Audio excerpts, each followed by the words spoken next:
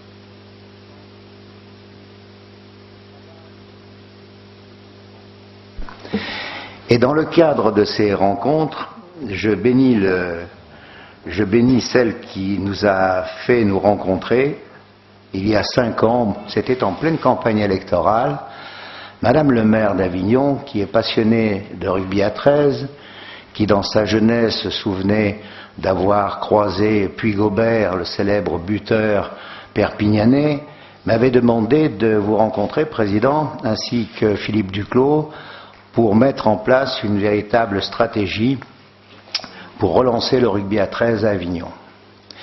Et de cette rencontre, il y en a eu beaucoup d'autres. Dans un premier temps, la ville d'Avignon a décidé de refaire le stade Pierre-Bézet, de le mettre aux normes pour que ce stade puisse disputer des rencontres en élite. Les budgets donc de subvention se sont multipliés par 2,5. Et dès la saison suivante, le rugby à 13 à Avignon avait repris son droit de cité. Une première saison un petit peu difficile, puis ensuite, vous connaissez la suite, les résultats ont largement suivi nos ambitions. De ces rencontres, Président Lara, nous avons évoqué très rapidement le fait qu'Avignon pourrait et pouvait devenir un centre névralgique pour le redéploiement du rugby à 13 dans le Vaucluse et en Provence, mais aussi sur le plan national. Et à partir de là, nous avons organisé une première finale de Coupe de France, puis ensuite nous avons imaginé accueillir au Parc des Sports rénové, qui maintenant accueille pratiquement 18 000 spectateurs, accueillir une rencontre France-Irlande. Et quelle n'a pas été notre surprise lorsque, le soir de ce match, il y avait pratiquement 16 ou 17 000 personnes dans l'enceinte du Parc des Sports.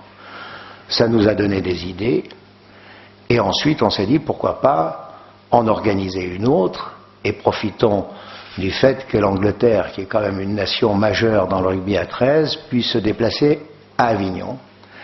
Ça a été fait récemment et à cette fois-ci, nous avons accueilli 18 000 spectateurs.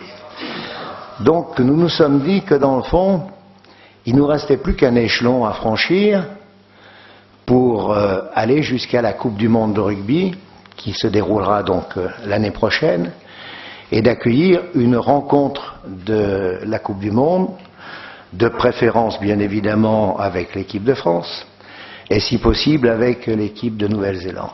Et là, Président Lara, laissez-moi vous dire que toutes les promesses que vous nous avez faites au cours de ces dernières années, vous les avez toutes remplies avec énormément de gentillesse et que vous en soyez remerciés véritablement. Avignon vous est reconnaissante. Donc aujourd'hui, nous sommes honorés, vraiment honorés, que la Fédération française et la Fédération internationale aient décidé d'accueillir donc cette rencontre à Avignon, France-Nouvelle-Zélande. Vous dire que Avignon est une cité, bien évidemment, dont la connotation culturelle est mondialement connue, mais qui est aussi une ville de sport. C'est une ville qui a 16 000 licenciés, 200 clubs. Aujourd'hui, donc, une équipe professionnelle de 2e division qui se redresse, c'est l'ACA. Une équipe de rugby à 13, le SOA 13, ce bastion donc du 13 provençal, puisqu'il y a maintenant un demi-siècle, je ne devrais pas dire cela, mais il y a un demi-siècle, j'assistais, quand j'étais encore un peu môme, j'assistais aux rencontres à Pierre-Bézet, et où je voyais se dérouler des rencontres magnifiques avec des acteurs qui étaient absolument sublimes, qui s'appelaient Béraud, Rouquayrol, Merquet, Savonne, René Jean, etc., etc., j'en veux et des meilleurs. Et tous les 15 jours, j'étais le premier dans le stade avec mes parents pour assister à ces rencontres. Aujourd'hui, de voir que le SOA 13 a repris son droit de cité sous l'impulsion de son talentueux président Philippe Duclos, accompagné maintenant par un autre non moins président aussi talentueux, Monsieur Bissière, c'est un bonheur aujourd'hui de revoir du monde à Bézet, une équipe qui brille et un sport qui reprend ses couleurs. Voilà, donc je voulais vous dire tout le bonheur que nous avons aujourd'hui, je me répète, d'être la ville qui a été choisie pour que se déroule cette rencontre, donc France-Nouvelle-Zélande. Avant de clore mon introduction, je voudrais excuser Madame le maire, qui a été retenue par une manifestation importante, je crois, à Carpentras, et qui m'a demandé de la représenter. Mais comme nous vivons tous les deux la même passion du rugby à 13, je crois que je n'aurais pas été en deçà de son talent. Merci beaucoup.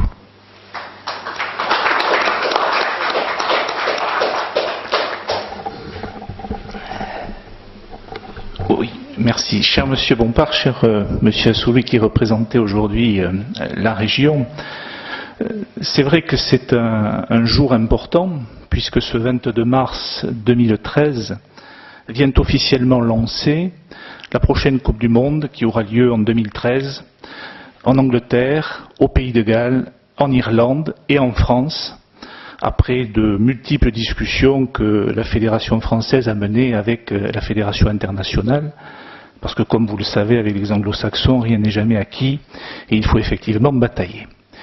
Donc une Coupe du Monde qui, et je suis là aussi pour en parler, en simultané d'ailleurs, je tiens à le souligner, avec les autres villes hôtes qui, à la même heure, sont en train de présenter, d'annoncer quelles seront les rencontres choisies.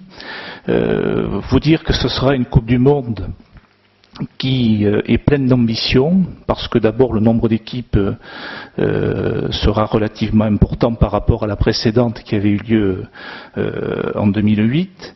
La France qui était qualifiée d'office et qui se retrouvera dans une poule difficile avec, vous l'avez rappelé, Monsieur Bompard, la Nouvelle-Zélande, qui est le champion du monde en titre, mais également la Nouvelle-Guinée-Papouasie et les îles Samoa, donc des nations de l'hémisphère sud qu'il est toujours difficile de jouer et d'affronter.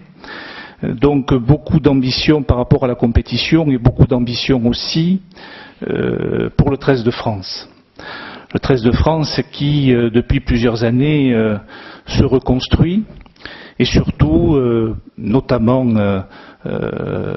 par rapport à la participation des Dragons catalans en Super League, peut aujourd'hui compter dans son effectif sur des joueurs professionnels qui, hebdomadairement, affrontent les meilleurs joueurs du monde. Donc nous avons des ambitions qui, je le crois, sont légitimes. Nous savons que le travail est encore important, nous savons que la route est longue, mais cette Coupe du Monde sera pour la Fédération française de rugby à 13 un rendez-vous particulièrement important. Donc lorsque nous avons effectivement obtenu la possibilité de pouvoir organiser 2 rencontres sur le territoire français, c'est bien évidemment posé la question des villes qui pourraient accueillir ces manifestations qui sont, il faut l'admettre et le concéder, des manifestations de prestige. Je ne vous cache pas, et vous l'avez parfaitement rappelé, que depuis plusieurs années, nous travaillons effectivement main dans la main avec la ville, avec la région, avec le département, avec nos organes déconcentrés, que sont les comités, que sont les ligues, avec nos clubs aussi, en figure de proue bien évidemment le club d'Avignon. Et c'est vrai que nous avons pris ce pari, il y a quelques années, d'essayer de faire en sorte que le rugby à 13, dans le Vaucluse, mais plus encore en PACA, redevienne un sport majeur comme il l'avait été par le passé, et vous l'avez fort bien rappelé. Donc nous avons commencé par cette finale de Coupe de France, puis nous avons organisé un match de Coupe d'Europe qui a eu lieu en 2010 et qui a vu la France affronter l'Irlande. Et là, c'est vrai que, je ne sais pas si on peut parler de surprise, mais ce fut, en tout cas pour le président que je suis, et que j'étais alors, un moment particulièrement émouvant de voir ce stade effectivement quasiment rempli, et de s'apercevoir que le rugby à 13, parce que c'est un combat que nous menons au quotidien, était capable de susciter un intérêt populaire aussi important. Il y a eu aussi la victoire, ce qui bien évidemment a ajouté à notre grande satisfaction. Donc nous avons continué, vous m'aviez effectivement demandé une affiche, nous avons tout fait pour permettre l'organisation du France-Angleterre l'année dernière, et là aussi le succès populaire, le succès sportif, le soutien que nous avons eu, et je souhaite insister sur ce point, le soutien il est permanent, il est de la ville, il est de la région, il est du département, il est des clubs, et c'est vrai que pour une fédération comme la nôtre, qui connaissons aussi nos limites, c'est pour nous une grande satisfaction, c'est pour nous quelque chose de particulièrement important qui nous donne envie de continuer à aller de l'avant, de continuer à progresser, de continuer à nous structurer. Et c'est vrai que ces manifestations que l'on a pu organiser à Avignon ont démontré que nous avions, je le crois, grandi et que nous avions atteint un certain niveau en termes événementiels qui nous permettait d'avoir de légitimes ambitions. C'est pourquoi, je crois, la Fédération internationale et la Fédération anglaise nous ont concédé l'organisation de ces 2 rencontres sur le territoire français. Alors quand on a vu les affluences, quand on a vu le succès populaire, quand on voit la dynamique qu'il y a dans la région PACA et plus particulièrement dans le Vaucluse, je crois que, et je dirais que le choix d'Avignon pour accueillir les champions du monde en titre coulait de source. Moi, ça ne m'a pas posé de difficulté. Je n'ai pas pris de parti, puisqu'il y avait 2 villes candidates. Simplement, je crois que la venue du président de la fédération anglaise, mon homologue Richard Lewis, au mois d'octobre dernier pour le France-Angleterre a été décisif. Il a vu une organisation parfaite, il a vu un soutien extraordinaire de tous les participants, de toutes les entités, de toutes les structures. Il a vu un succès populaire. Et à la fin de la rencontre, il m'a dit il faut que la Nouvelle-Zélande vienne jouer à Avignon. Donc, je crois que ce choix s'est imposé de lui-même. Ce sera une manifestation de prestige pour laquelle la fédération et tous les participants, puisque je crois que nous avons tous ce souhait de nous mettre très vite autour de la table pour créer un comité d'organisation et très rapidement mettre en place des actions. Ce que l'on veut, on reçoit quand même les champions du monde en titre, on reçoit la Nouvelle-Zélande, on reçoit des joueurs exceptionnels, des joueurs de prestige, et je dirais tout rugby confondu. Je crois que ce que l'on voudra faire, et l'objectif que l'on se fixera avant tout, au-delà bien sûr du sportif, le 13 de France ne lâchera rien, mais ce que nous voulons surtout accomplir, c'est une fête de la jeunesse, c'est une fête de toutes les entités, de tous les acteurs du monde associatif, faire en sorte que cette rencontre soit une rencontre vraiment de prestige au sens très large du terme. Donc je sais qu'avec tous les participants avec lesquels nous pourrons travailler. Nous aurons sans aucune difficulté tous les moyens pour atteindre ces objectifs. Donc ce sera la deuxième rencontre que le 13 de France disputera. La première, il la jouera en Angleterre à Hull contre la Nouvelle-Guinée-Papouasie. La dernière, il la jouera, et je terminerai mon propos sur cette précision, il la jouera à Perpignan contre les îles Samoa. Et ce match, à mes yeux, au-delà du match de prestige qui est celui d'accueillir les champions du monde en titre à Avignon, ce match sera à mes yeux certainement, d'un point de vue sportif en tout cas, le plus important, puisqu'il sera certainement le match de la qualification. Donc le fait que la ville de Perpignan puisse accueillir les îles Samoa sera pour le 13 de France un atout également, puisque le public catalan, tout le monde le sait, est un public qui sait soutenir son équipe de France dans les moments où elle en a effectivement besoin. Ce sera le cas lorsque nous irons affronter ces joueurs du Pacifique Sud, qui sont également des joueurs particulièrement ambitieux au niveau de la Coupe du Monde, qui nous ont battus lors des 2 dernières Coupes du Monde d'ailleurs, avec des scores relativement importants. Donc l'enjeu sportif sera déterminant, et c'est pourquoi je trouve que nous avons et nous sommes parvenus à cet équilibre avec Avignon, qui nous garantira, j'en suis convaincu, le succès populaire, qui nous garantira une organisation sans faille, qui nous garantira le soutien de toutes les collectivités territoriales et bien évidemment au premier rang desquelles je situerai la ville, qui sera la ville hôte de cette rencontre internationale, mais aussi Perpignan, parce que nous aurons besoin de tous les trésistes, de tout le public catalan, avec sa ferveur, avec sa passion, qu'il vit au quotidien avec son équipe professionnelle qui dispute la Super League. Tout cela fera que nous aurons mis tous les atouts pour que le 13 de France puisse aller le plus loin possible dans cette compétition. Nous avons des objectifs, je le disais au début de mon propos. Ces objectifs, c'est bien évidemment de sortir de notre poule qualificative, avec cette précision que nous sommes dans une poule de 4. Je vous donnais les nations tout à l'heure, les 3 premiers seront qualifiés, et en fonction du rang qui sera le nôtre, nous pourrons aussi avoir, pourquoi pas, en tout cas c'est un objectif minimal que je me suis fixé et que le 13 de France se fixe, d'atteindre les demi-finales, et puis ensuite, qui sait, pourquoi pas une revanche contre l'Angleterre, et pourquoi pas des moments exceptionnels à vivre. Donc je tenais à vous remercier encore de votre accueil, de votre enthousiasme toujours avéré, et remercier également la presse de sa présence aujourd'hui en masse. Je ne vous cache pas que cela fait plaisir et que ça prouve que le rugby à 13 avance.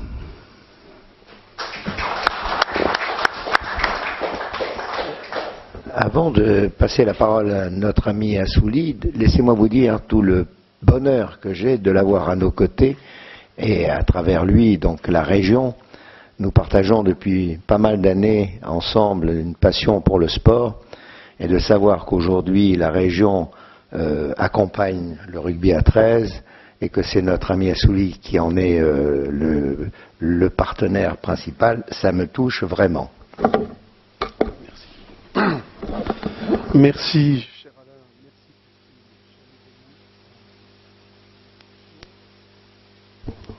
Voilà, c'est un attentat là. Non, non, c'est l'amitié. Eh bien, écoutez, moi je suis très honoré de présenter, le président Michel Vauzel, qui vous salue à travers moi, et puis excusez Cécile L, qui est vice-présidente et qui est d'ici du Vaucluse, qui devait venir et qui n'a pas pu, prise par ses relations et son quotidien au niveau du travail à la région.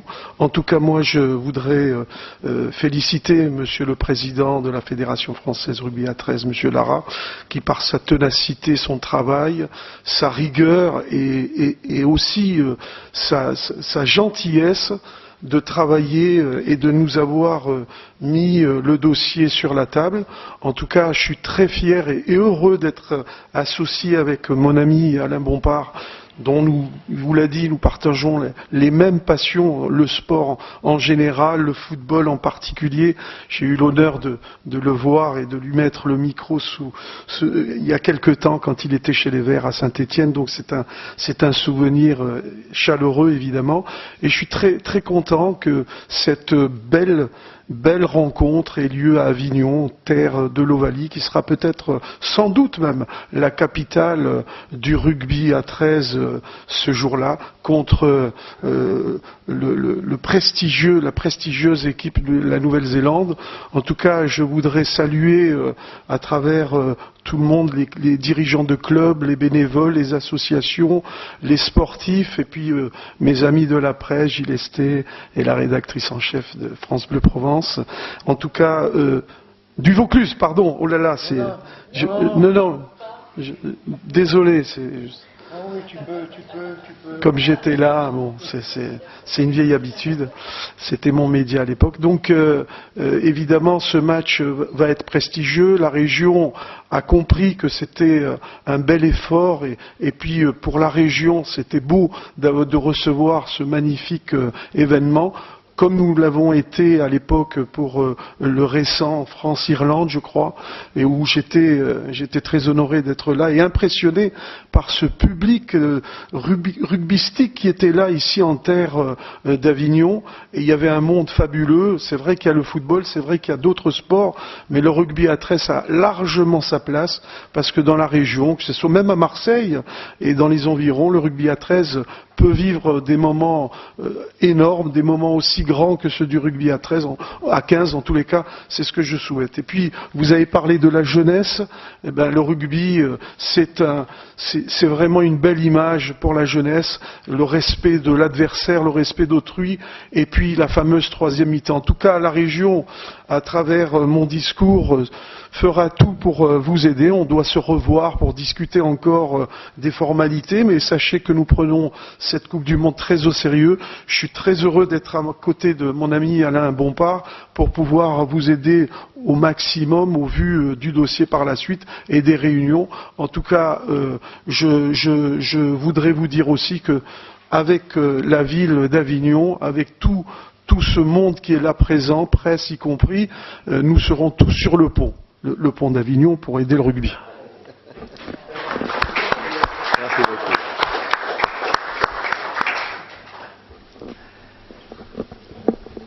Bien, je crois que si vous avez... C'est le moment des questions. Pour l'instant, pas encore fixé. Octobre, mais certainement, je crois, un jeudi ou un vendredi soir. Pardon. Président. Oui. Non, c'est bon, c'est moi qui suis. D'habitude, je parle. Un jeudi ou un vendredi soir. Oui, une question pour le président Lara. Quand on lit votre remarquable dossier de presse, on s'aperçoit que la France, en Coupe du Monde, a battu à 3 reprises la Nouvelle-Zélande. En 1960, en France, en 70 également, et en 72. Est-ce dire que le match que vous nous proposez à Avignon est plié d'avance? Pour qui? Non, je crois que c'était une autre époque. Aujourd'hui, le rugby à 13, comme beaucoup de disciplines sportives, est un sport totalement professionnel, avec un engagement physique absolu. Comme je le disais tout à l'heure, le 13 de France a aujourd'hui des ambitions parce qu'il peut se le permettre par rapport à l'évolution de son élite, qui est à l'image d'ailleurs du club d'Avignon qui en est la démonstration, mais aussi parce qu'elle peut avoir en son sein des joueurs totalement professionnels, qui sont les joueurs de Dragons catalans. Nous avons accroché les Néo-Zélandais il y a plusieurs années, quelques années. La dernière fois, je crois que c'était en 2009. Donc je dirais que tout est possible. C'est une équipe qui nous réussit effectivement, parce que c'est une équipe imprévisible. C'est une équipe qui n'a pas la rigueur anglo-saxonne des Anglais ou des Australiens, qui sont de véritables machines. C'est une équipe qui peut douter. Et si le 13 de France est capable de prendre sa chance, pourquoi pas? Alors ce serait pour le coup un événement exceptionnel.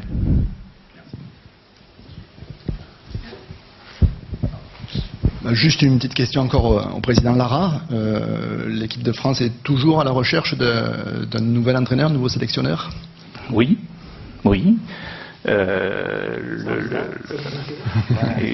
Si vous pouvez faire passer votre CV, il n'y a pas de difficulté, on l'examinera. Non, c'est vrai que nous avons mis fin par rapport à un processus qui avait été réfléchi depuis 2008 aux fonctions de Bobby Goulding, qui était le précédent sélectionneur du 13 de France. Et nous recherchons aujourd'hui un profil très précis, qui est un profil et surtout un sélectionneur qui sera capable d'unir toutes les entités du rugby à 13 français autour de l'équipe de France. Comme je le disais à l'instant, nous avons en quelque sorte découvert le professionnalisme à travers des joueurs professionnels. Alors ça présente des avantages, ça présente aussi parfois des inconvénients. C'est une gestion qu'il faut assurer différemment. Donc nous recherchons, et je le dis depuis le mois de décembre dernier, nous recherchons un grand technicien. Je dirais pas le meilleur, mais pourquoi pas. Les contacts sont permanents.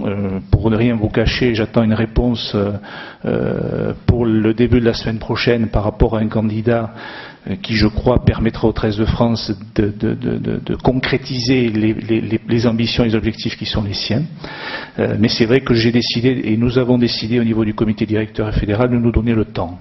Voilà, le temps d'échanger, le temps de rencontrer, le temps de débattre, parce que chaque candidat nous expose son projet, nous expose les difficultés auxquelles il pourrait se trouver confronté. Les meilleurs techniciens, bien évidemment, au plus haut niveau professionnel, sont des techniciens soit anglais, soit australiens, soit néo-zélandais. Donc cela amène bien évidemment des contraintes particulières aussi à gérer. Mais ce que je veux, c'est le meilleur. Donc on est en train de tout faire pour avoir le meilleur. Et ajouter le plus chanceux. Le plus chanceux. C'est Napoléon qui dit. Bon, oui, mais chanceux. Oui, une question, Monsieur Lara.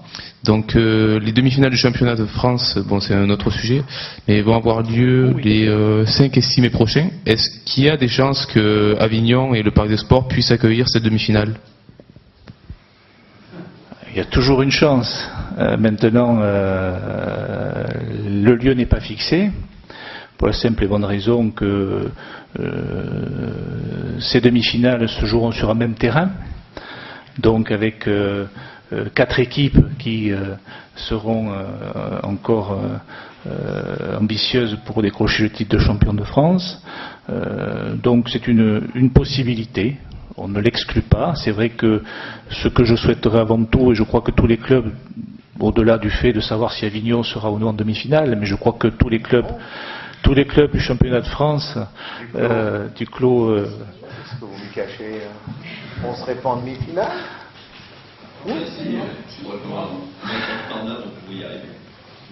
Bon, donc vous voilà rassuré.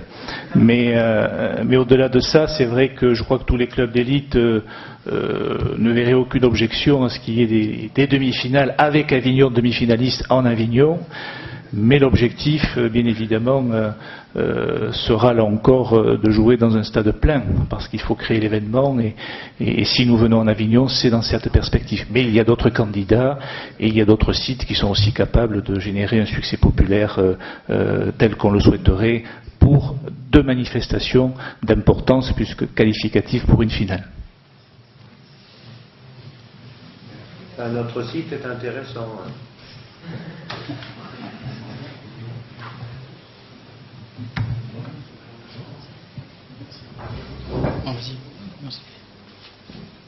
C'est bon? Bien. Merci à toutes et à tous. Et peut-être que les médias qui ont besoin de faire des face-à-face vont pouvoir travailler maintenant. Merci. Merci. Merci à vous toutes et tous.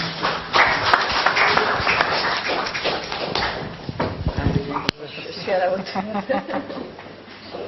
Alors, Monsieur Ferrat, Avignon et Vaucluse sont donc...